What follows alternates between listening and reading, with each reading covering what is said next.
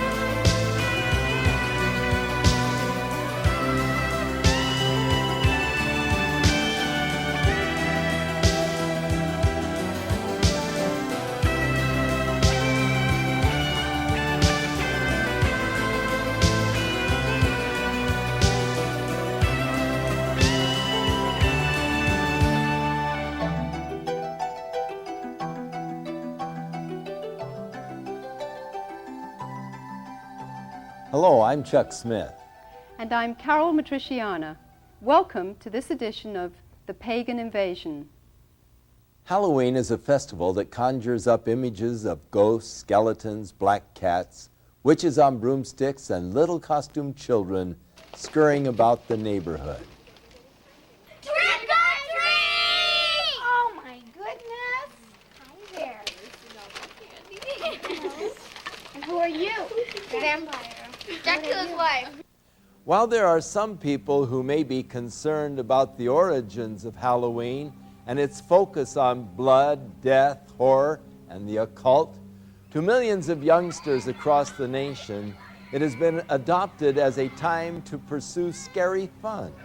It is an opportunity to dress up in ghoulish or fanciful costumes, to engage in the fantasy of being a witch or a vampire, ghost, or devil. Eager trick-or-treaters solicit candy door to door or bob for apples at Halloween parties.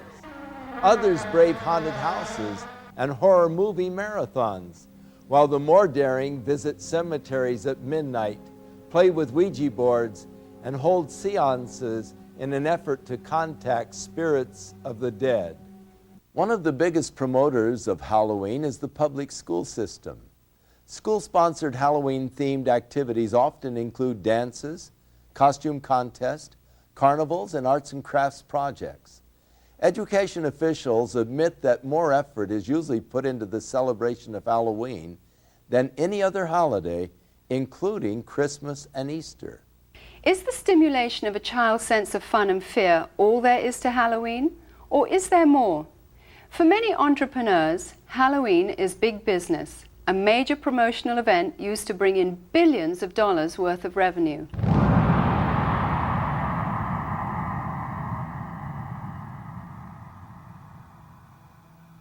In addition to the usual costumes of cartoon characters for children, a growing number of outlets are featuring more macabre and sinister creations for purchase. This one well-known department store chain will sell more than $500 million worth of Halloween paraphernalia this year. And that doesn't include revenue from the sales of trick-or-treat candy. Costume shops such as this one are able to stay in business year-round as a result of the tremendous sales and rentals they receive during the Halloween rush. Farmers also view Halloween with an eye toward making big profits. Pumpkins are a traditional Halloween accessory used by households nationwide as jack-o'-lantern decorations. This one Southern California field of only 164 acres will yield nearly $250,000 to its owner. Halloween is manipulated by the promoters of horror movies and videos as a major marketing opportunity. While horror films used to be synonymous with B-movies and considered the conventional low-budget industry standby, today they account for nearly 20% of all of the revenue received by feature film producers and distributors. The success of the technical revolution in special effects has attracted serious film directors to produce well-crafted, elaborate horror productions. A recent visit to the Video Software Dealers Association exhibition in Las Vegas showed that the two biggest selling artistic genres were pornography and horror. Hollywood is continuing to capitalize on society's growing craving for the occult and demonic. The irony is that while these producers label such films as fun and make-believe, many of them hire practicing witches or Satanists as technical advisors who ensure the authentic reproductions and performances of rituals, sacrifices, spells, and curses. People are so hyper during the day, they need to come home and watch something that's totally unreal so they can release themselves from all the pressures. It's just the type of thing that makes you laugh and forget about life. Over the last 2 decades, most horror films have become far more graphic in their depictions of violence and cruelty. Movies affectionately known as splatter films routinely detail torture and dismembering of bodies, drinking of blood, cannibalism, rape, and a host of other grotesque atrocities. Well, we think it's pretty fun. A lot of people just like it because it's fun, it's wacko, it's not real, and so it's just the type of thing that people like to watch because you don't have to think reality when you watch it. When it comes to gore or splatter or any other particular genres, the justification lies in our Constitution. I don't feel anybody has the right to tell me what I can or cannot watch. Most of these films receive R ratings, which mean that children under 17 cannot view the film or rent the video without the accompaniment of an adult. Yet this precaution is seldom enforced, for 15 is the average age of those who see these films. While many producers claim that these gruesome spectaculars are merely fun and not dangerous to the psyche of our youth, many of the scenarios from the horror films are duplicated in copycat crimes which make for sensational headlines.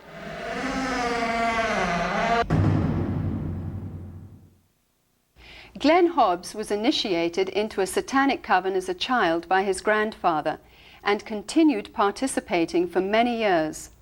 I recently asked Glenn about his involvement and the importance of Halloween to the occultist. Well, my involvement in satanic worship was, I was involved in it as a child. Of course, I was a generational Satanist, what they call a generational Satanist, and what that means is that my family was involved in it and their family before them. Now, my earliest rememberings of Halloween and some of the things that were involved was, it was a very dark time for me as a child. It was something that I didn't enjoy. Glenn, could you tell us about your involvement in any rituals at Halloween as a child? There was another little girl that was involved in the occult with me, and her name was Becky. Now, Becky was a different type of child. She was blessed to be a sacrifice. I was being blessed to be a high priest, where she was being blessed and born into the coven there to be a sacrifice. Now, we were in a ritual where we were married together. It was a marriage to the beast, and me and the little girl were married together, and there was a lot of sexual abuse that took place, and a lot of blood that was spilt over us, joining us together. When do Halloween rituals actually begin, and what is the ultimate purpose of Halloween? Well, the ritual that I remember the most clearly began about the end of September. Me and the little girl, the one I mentioned named Becky, the abuse was very concentrated at that time. We were taken into several rooms where our clothing was removed. We spent the next couple of weeks in a kind of a shack where a lot of rituals went on, where a lot of animals were killed. They summoned Lucifer and his spirit to come and possess me, and so that I would be blessed to take over the position of the high priest at a certain point in time. Now, Halloween night, they had again put me and the little girl in the back of this van, and we again drove off, which seemed like for a long time. We were drugged once again, and we finally came to this stop. They took the little girl out and they left me in the van. I could hear a lot of commotion that was going on outside. People that were screaming and yelling, and this low murmuring and a moaning noise that was going on, like some kind of a low chanting noise that was going on. So I knew in my mind there was some type of a ritual going on, because I'd heard that many times before. You know, it was real common to see people fall on the ground and convulse and go into convulsions during rituals and stuff with the demonic presence that were around. And finally, a woman came to the back of the van and she said, "It's time to go." And she brought me out of the van, and I could see that there was just a lot of people around. Some were dressed in dark brownish kind of robes with hoods over them. They took me up and they led me up to this stone altar. And I remember I saw the little girl, and she was on the altar. Now, at first, you know, I just wondered what was going on, because you never knew. I mean, they used the altar for a lot of different things. They could have just been sacrificing an animal over, could have been a sexual abuse from the high priest on to her. You know, it was a hard thing to know for sure. Well, they ushered me up to the altar, and I could see that they had bound her feet. They had her feet spread apart, her legs, and they had bound them to the ends of the altar, and they had taken her arms, which were laying out this way, and roped them to the altar, which had little kind of like hooks, which they could bind the ropes around. And she was really white. I remember seeing her, and she was just real pale and real white. And I noticed that they had slit the bottoms of her feet and her wrists, and they were taking the blood that was running out of those areas and putting them into chalices and passing those cups around to different people who were partaking of her blood. then the high priest, he took the athami, or the ritual knife, and he picked it up and he put my hand on it, and then he forced it into her chest. So when I think back on Halloween, you know, over that period of time that happened, you know, that was the climax event, Halloween night, where they killed that innocent little girl. And this is something that's happening every Halloween. That's not just an isolated event. I mean, there are children all over the world who are losing their lives during Halloween night, and yet we, as a society, we go out and celebrate it, and we go door to door and we ask for candy, and it's a big celebration to us. And I think it's quite ironic how one group of people are thinking it's fun and another group of people are taking human life, and yet they don't, you know, there seems to be this wall and nobody wants to face the facts of what's really going on. Today, reports from all over the world show a growing concern over the mushrooming attraction towards the occult. Heinous crimes connected with the occult, according to police, are reaching epidemic proportions. Halloween is the time when community service organizations warn that children and animals are most likely to be abducted. To truly understand the significance of Halloween and its role in this mayhem, we must go back to its historic roots.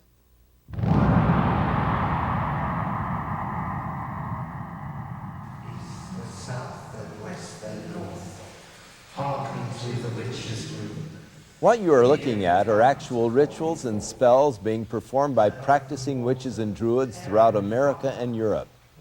These are not actors or reenactments. They are real. Most of Halloween's customs are the remainders of pagan superstition relating to Samhain, the Druidic New Year. The Druids were the influential priests, magicians and sorcerers of the nature religions that prevailed in early northern Europe. These native beliefs permeated Celtic culture for about 2,000 years, up until the introduction of Christianity. Today, a revival of the practices of Druidism, along with various forms of witchcraft and nature worship, are sweeping across Europe and North America. Power of the sun. Power of the sun. The Druid orders are full of people from all walks of life, from soap opera stars to doctors and lawyers, dentists and toilet cleaners. Anybody can be a Druid. I'm standing on Primrose Hill, which is one of the sacred sites in London, and it was here that the Druid order was inaugurated in its last most recent cycle in 1717, when a number of Druids from Wales and Scotland and Ireland and Brittany and England came together, and it is here that some of the ceremonies are held. Samhain was seen as a time when the dividing line between the dead and the living was at its thinnest. Consequently, contact with spirit beings was thought to be easiest. Samhain was also one of the major fire festivals of the Celts. At this time, the Druidic priesthood led the people in diabolical worship ceremonies in which they would sacrifice animals and humans in ritual killings. Human sacrifice has absolutely no place in the modern tradition. Just because we see a pagan revival doesn't mean that we wish to go back to barbarism of any sort. So it's a bit of a red herring. It's not something we like to talk about. The name for Druids is believed to come from the Greek word drus, meaning oak. Druids usually select groves of oaks for their ceremonies and use the leaves in their sacred rites. The work of the Druids consists in reuniting us with the world of nature externally and internally with that stream of ancient wisdom and knowledge. Sharing the Druidic tradition of nature worship is witchcraft. The title witch is from the Saxon word Wicca, meaning the one who practices sorcery. The Oxford Dictionary states that a Wiccan is one who is twisted, bent or warped. Despite attempts from modern Wiccans to sanitize the original intention of witchcraft, its practice cannot be divorced from demonology. O guardians of the watchtower of the east, I, Ishtar, high priestess and witch, do summon and stir thee. I command thy presence at this our meeting, to guard over our circle and to witness our rights.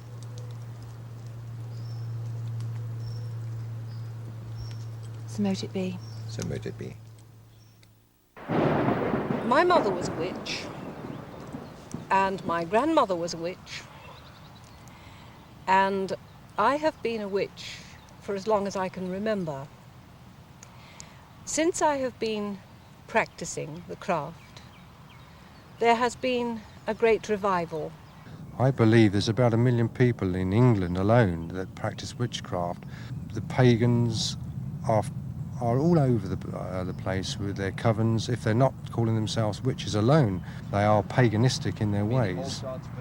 There are probably now as many people practicing witchcraft in Britain as there are committed Christians. I regard myself as a natural witch. I was regarding myself as a witch since early childhood. I was brought up in a very isolated part of the country, on the Welsh border, which has a long tradition of magic and Welsh sorcerers. It's almost as if there's a kind of grassroots feeling back towards paganism. We live in a kind of post-Christian era almost, and that people are moving towards a kind of neo-paganism, I suppose. We learn as practicing witches to tap into forces of nature and to actually, if you like, send out a spell or an incantation or an invocation in a very powerful way. It's in many ways to bring you back to nature, to bring oneself back to nature, and to learn how we fit in with the natural scheme of the universe and the natural scheme of the earth, and understanding what we need to do to heal the planet. Because worship of nature is so central to their theology, large numbers of practicing Druids and witches are dedicated to today's ecology movement. We have a number of initiatives which include planting groves of sacred trees and a campaign for individual ecological responsibility, which is concerned with showing how each of us can become ecologically responsible. I think the time is coming now where we have to take the responsibility by the throat and actually get out there and say, there are answers here. I'm not prepared as a pagan, as a priest, and as a practicing witch to sit back and see my planet, my mother, raped any longer. Goats, O answer unto me. Halloween is often confused as a Christian holiday because of its association with Christian All Saints' Day or the Eve of St. Hallows, All Souls' Day. In fact, the original Christian dedication used to be celebrated in May and was intended to honour those Christians who died for their faith. But by the 9th century, the influential Roman Catholic Church changed the holiday to November, and the Protestant Church soon followed. Today, a thin Christian veil attempts to disguise an ancient pagan festival of the dead, which has become not only a secular observance, but notorious as the most favoured holy day of witches, sorcerers and devil worshippers. I can't really say when I became interested in Wicca, because it's always been part of me, part of my roots. I love Halloween. I think I'm a very autumn person. We dress up the house with cobwebs and so on, and we cast a circle, and we have a smoky cauldron, and we all scry, which means do clairvoyance, into the smoke which comes out of the cauldron. And we open the gates of the underworld, and if any spirits want to come forward and speak, we listen to them. My first initiation, when I became first degree, was on Halloween, and I felt very, very much in tune with the god. The ancient Druids worshipped Baal, one of the most powerful of all the demon kings. In the list of Enochian demons, Baal is said to be a king which is of the power of the East. Eastern religions emphasize that spiritual power comes from meditation. The common denominator between Druids, witches and Satanists is the practice of meditation for the purpose of making contact with the spirits of the dead or disembodied souls. You do a lot of meditation with the arts, and you get onto this higher plane. It becomes less physical and more mental. It takes years of painstaking study, meditational work, finding your higher mind, being able to actually tap into the forces of nature and use those. I have, on occasion, touched upon, I suppose you could call them spirit guides. People describe them in different way. I am aware of a hierarchy of spiritual advisors who live on another plane of consciousness that you can approach, that will acknowledge you and advise you and assist you. We have what we call contacts. There are other names for them.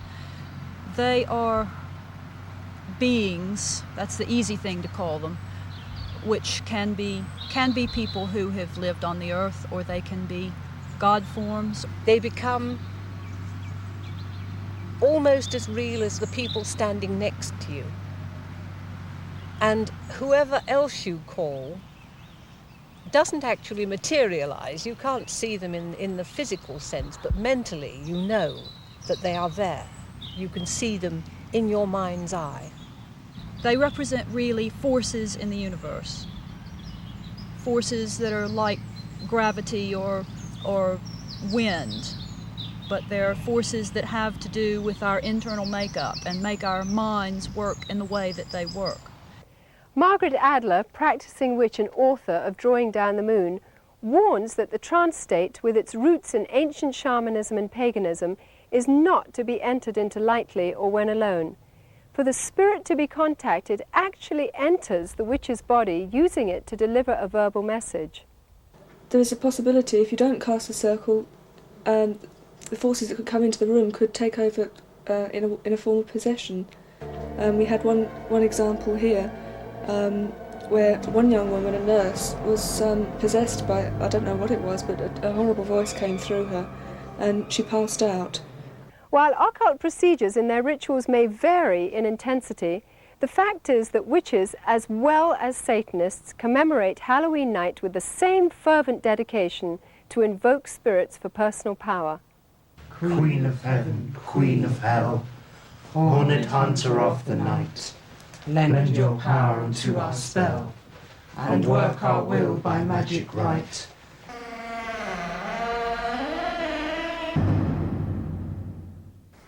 Glenn, you've now been a Christian for some time. What is your reaction when you see Halloween celebrated by people?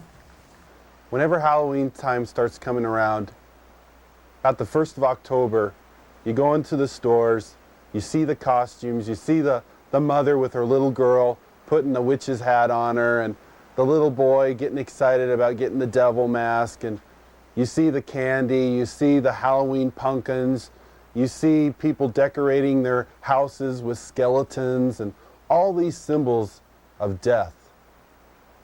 You know, it only serves to bring back horrifying memories to me.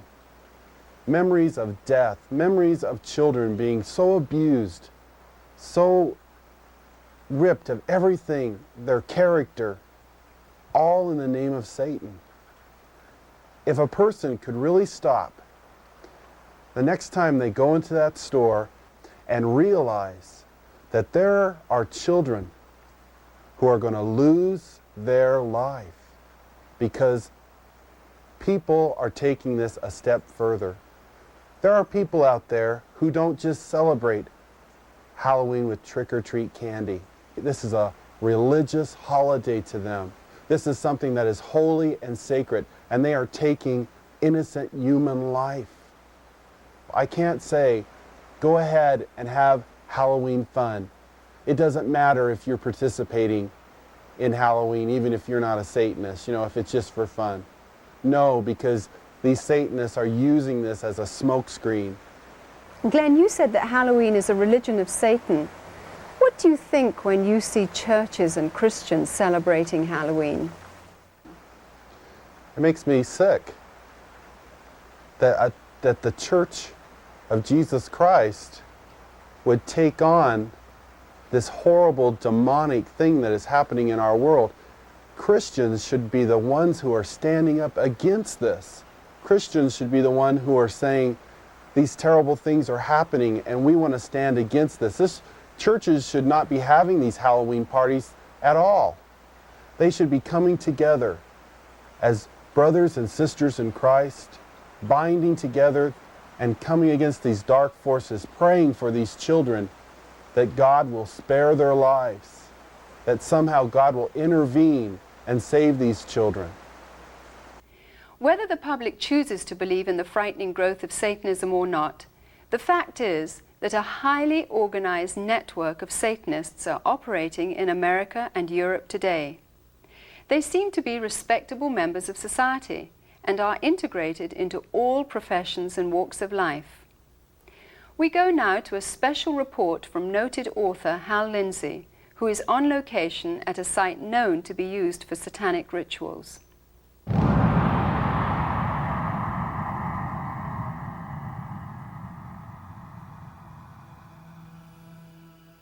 We came out to a place in the hills east of Los Angeles, to a location that has been identified in the past with ritual worship and, we believe, Satanism.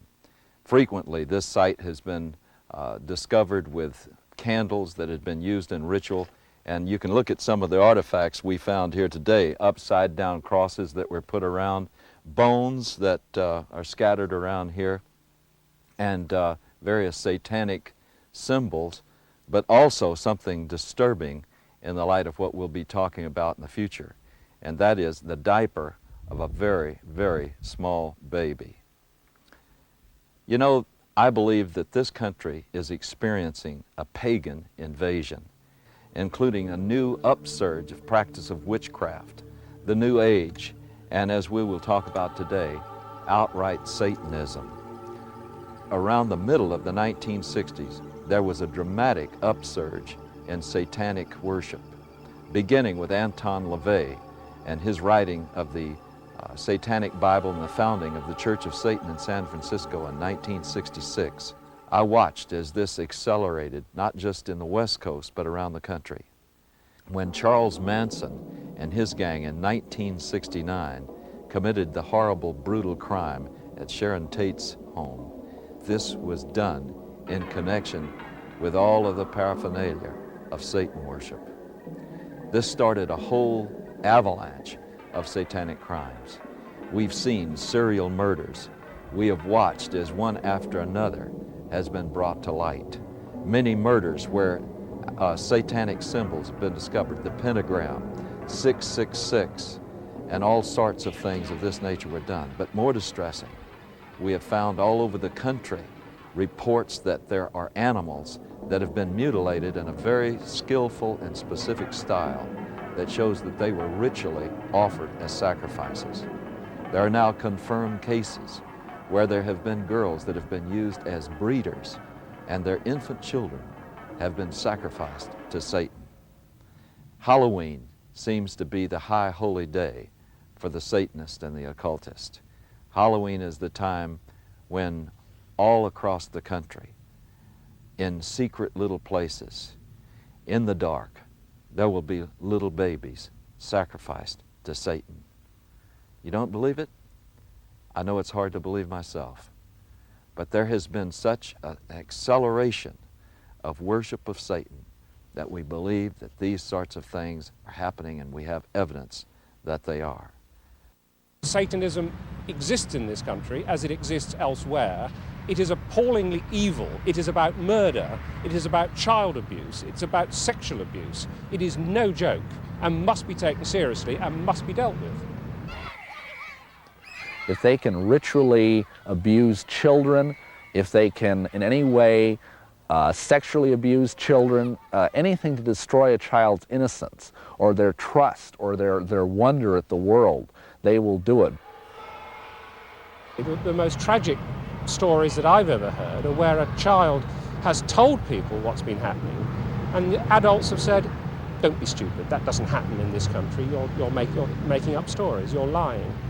The problem we're coming across is that the higher officials in these public organizations do not want to acknowledge that this is occurring. We need to lift that veil of misunderstanding and saying, hey, this is a crime to be dealt with. It's the crime of the 90s. It's not going away. Satanists want to recruit. We know that it's been going on for many years. This is not new, but their arrogance and their outwardness about the way they recruit is becoming unbelievable. Sometimes they'll simply suck them in through the local high schools, sex and drug parties. We have an epidemic of young people participating in some strata of Satanism. Now, that doesn't mean that they're all out sacrificing human beings, but they may very well be doing the rituals that involve mutilation of animals. One fire department individual told me all of the woods around our area have these types of rituals going on. It is believed that if you kill an animal, that exerts a tremendous amount of energy that the people there can sort of vampirize on, and so animals would be slain. And this is especially true on the high holidays like Beltane and Samhain, Halloween and May Eve. There's something about sacrifice. If you do it once, you want to do it all the time. Once you've actually passed the barrier of sacrificing an animal, you get this sort of bloodlust where you really want to do it. And I really wanted to do it.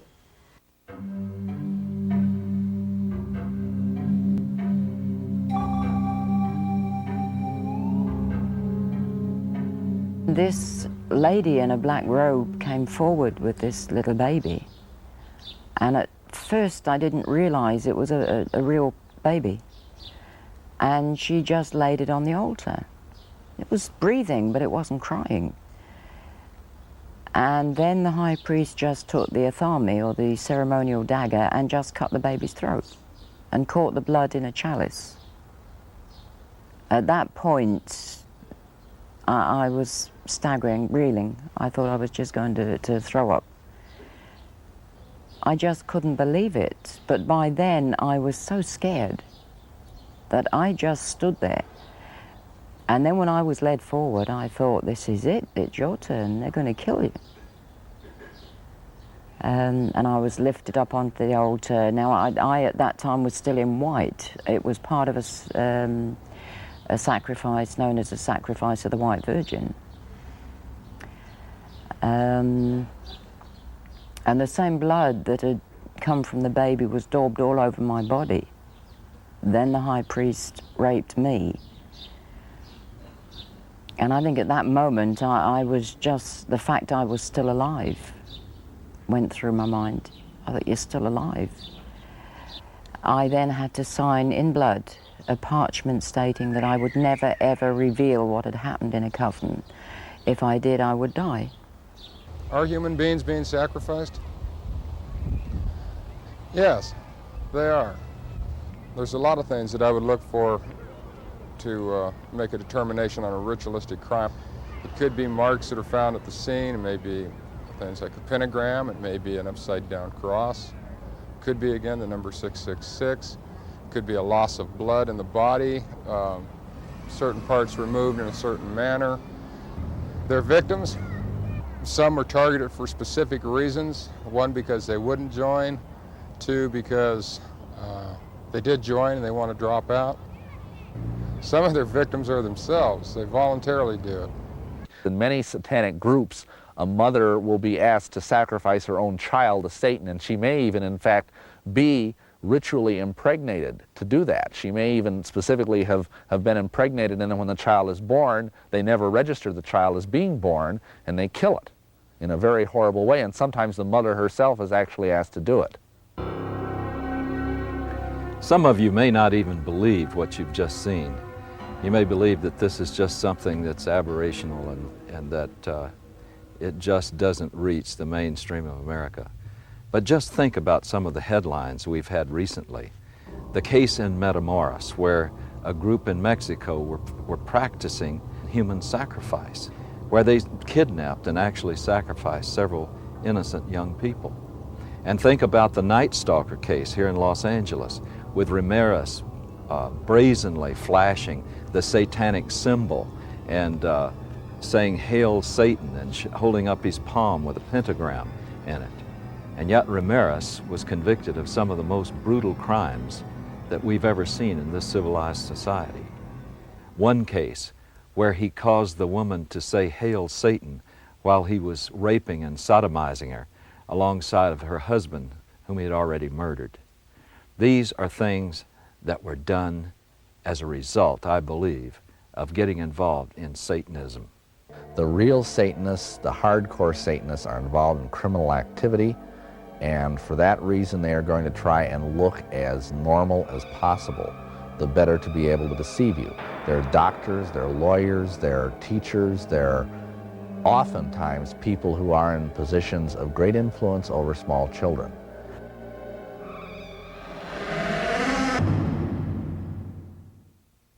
In a recent letter to syndicated advice columnist Ann Landers, a concerned parent wrote of a fourth-grade teacher who had asked her students to write a short essay on what they would most like to do to celebrate Halloween. 80% of her 9-year-olds expressed the wish to kill somebody. It is easy to see how Halloween's ambiance can promote an unhealthy desire for violence. All of today's seemingly innocent Halloween customs and symbols have their origins in the ancient Celtic Day of the Dead. For example, the practice of trick-or-treat is from Celtic tradition, where people gave food in return for blessings from spirits of the dead. Failure to supply treats would result in demonic retaliation. Jack-o'-lanterns grew out of the Celtic tradition of carving the faces of demonic spirits on turnips and later on pumpkins. The World Book Encyclopedia says the apparently harmless lighted pumpkin face of the jack-o'-lantern is actually an ancient symbol of a damned soul. Candlelit pumpkins, or skulls, at a home signified that the occupants were sympathetic to Satan and would therefore receive mercy by spirits and trick-or-treaters on their Halloween rounds. Perhaps the most sickening of all Druidic New Year practices were the human sacrifices which occurred at midnight. Adults and children alike would be thrown into huge fires while the celebrants danced around them in demonic fits of abandon. By morning's light, only ashes and bones would remain. These were called bone fires, which is where we get the tradition of bonfires today. The Druids believed that black cats were reincarnations of the evil dead and were possessed with supernatural power and knowledge. Bobbing for apples was part of the Druidic New Year sexual divination ceremony of fertility. The broomstick and witches' hats were originally considered phallic symbols. When used in the rituals of witchcraft, these objects supposedly transform the sexual energy released during orgasm into psychic energy. By understanding the pagan origins of Halloween, we can no longer claim ignorance.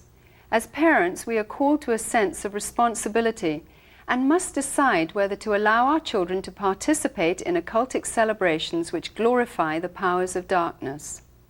Deuteronomy chapter 18 spells out God's position concerning man's participation in divination, sorcery, or communicating with the dead. Verse 12 states that whoever does these things is detestable to the Lord.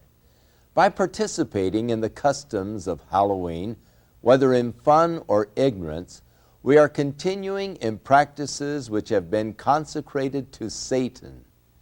People who love the Lord should stand for separation from these things and not compromise.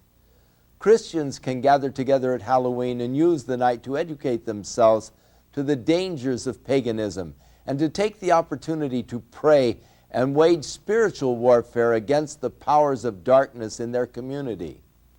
It can be combined with a time of worship, praise, and thanksgiving to our Heavenly Father for victory over Satan, death, and hell.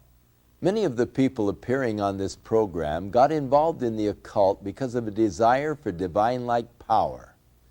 The source of occult power is Satan. It is deceptive, exploitive, and will eventually fail to deliver on its promises. And there is always a hidden and heavy price to pay. The power God offers mankind, on the other hand, stems from a personal caring for that which He created. If you don't know God, but would like to experience His life-changing power, then recognize that Jesus Christ wants to be the Lord and Savior of your life. If you accept the fact that His death and resurrection is payment in full for all of your sins, you will have everlasting life. Within all of us, there is a God-shaped vacuum. Throughout the ages, man has attempted to fill that void with the things of the world. But it is only through a relationship with our Creator that we can be truly satisfied. His Holy Scriptures reveal the way in which we can be reconciled to God, and that is through the provisions of His Son, Jesus Christ. I'm Chuck Smith. And I'm Carol Matriciana. Join us again for another edition of The Pagan Invasion.